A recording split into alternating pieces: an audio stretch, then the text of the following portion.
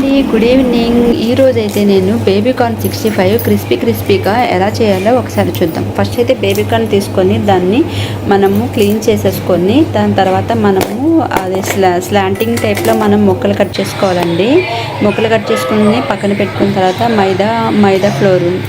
మైదా పిండి, కార్న్ఫ్లోరు, కారం, ఉప్పు, పసుపు, గరం మసాలా, పెప్పర్ సాల్ట్, తర్వాత గ్రీన్ చిల్లీ, పుదీనా లీవ్స్, కరివేపాకు లీవ్స్ అండ్ కొత్తిమీర ఇవన్నీ యాడ్ చేసుకోవాలండి. యాడ్ చేసి కొద్దిగా కర్డ్ వేసి కలుపుకోవాలండి.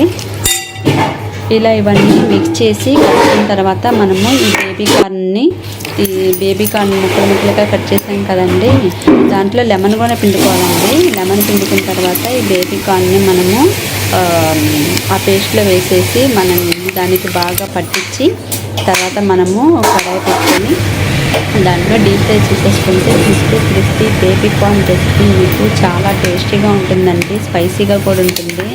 ఎందుకంటే దీంట్లో అయితే మనం కారము అన్నీ వేసాం కాబట్టి, గ్రీన్ చిల్లీ కూడా వేసాం కాబట్టి. సో మీరు కూడా ఒకసారి ట్రై చేయండి. ఇలాగే చాలా డెఫినెట్గా బాగా వస్తుందండి.